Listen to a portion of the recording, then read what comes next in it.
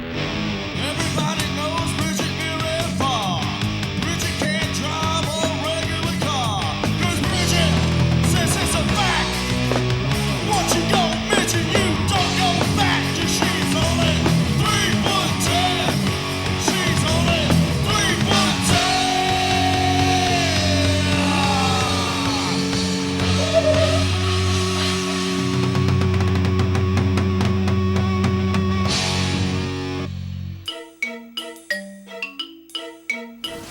I have cotton mouth. You have cotton mouth for another music group. I know. I don't know where to begin with you to like even explain to people at home like who you are and what you do, and so if you can kind of help us out. What do you do? Okay, my name is Ego Plum. I'm a composer and an artist, and I'm also the musical director of a group called the Ebola Music Orchestra, which is Very nice, love them.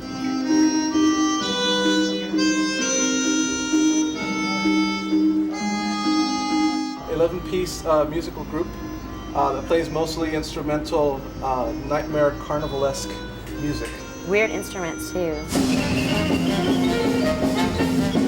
Yeah, some unusual instruments. I personally play the electronic xylophone. We have a cello player, 4-piece horn section. It's quite a big group. And Kurt, as drummer in our band, has also played with you guys. Absolutely. That's where I met him. Kurt is a little guy with something called osteogenesis imperfecta, brittle bone disease. He's a great drummer, and he's a core member of our group. I am fascinated with people that are physically different than the rest of us.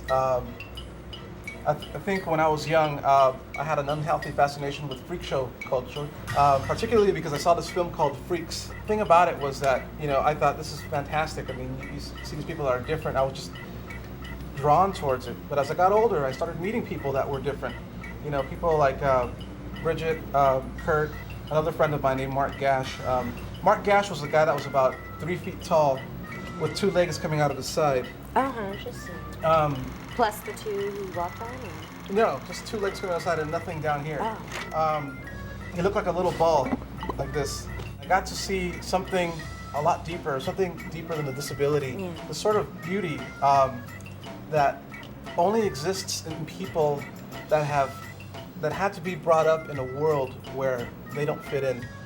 When you see someone that has talent like Mark Gash or like yourself, where you are raised in a world that it's everything is against you, you develop a sort of confidence and talent that is unmatched by any able-bodied person.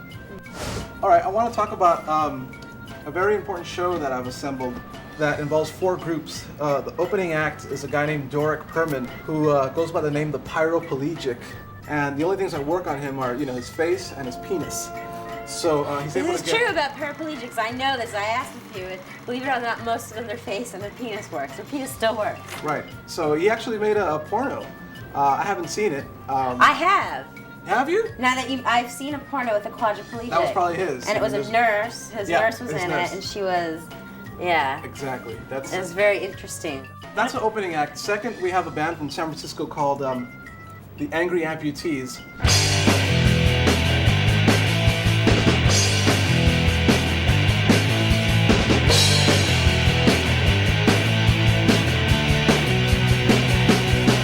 This is really fascinating. The bass player has no fingers, and he's in a wheelchair as well. He doesn't have any legs, but he really kicks ass on the bass. I mean, you wouldn't believe it. He doesn't have any fingers? No fingers, but How does he move the strings? I don't know. He just jams. It's ridiculous.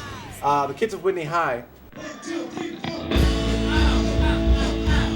The school here in Los Angeles called Whitney High School. The music director of the program there assembled this band with about a dozen or so kids that have Down syndrome, and the band is totally rocking. I mean, it's like punk rock, and these kids sing their hearts out, and it's like when you watch them play, the sincerity is unmatched by any other group. I mean, when you have someone with Down syndrome performing, there's this honesty about it that is unmatched. I can't even compare.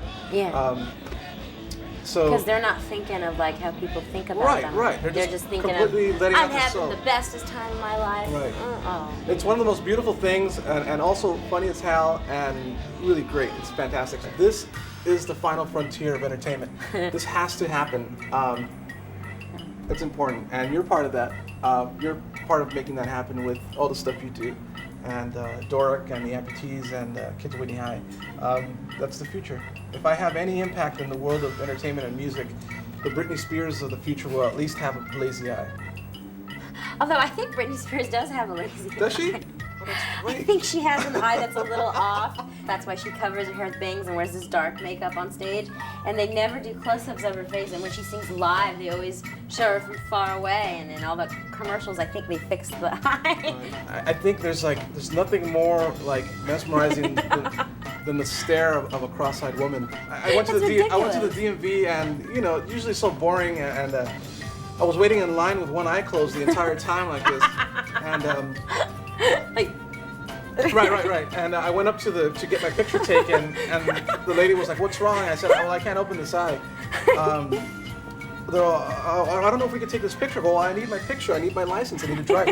She goes, I need to talk to the manager. And she leaves to the back and gets the manager. He comes, and I'm like this, like, you know, what's up? And they go, oh, it's okay, son. We can take the picture. So I'm holding up the line, and people are getting pissed off. It was completely embarrassing, you know. But I kind of thrive on these uncomfortable situations. I love putting myself. and in. what if the person really did have a closed eye? I mean, Yeah, seriously. exactly. So I got my picture taken like this, needless to say.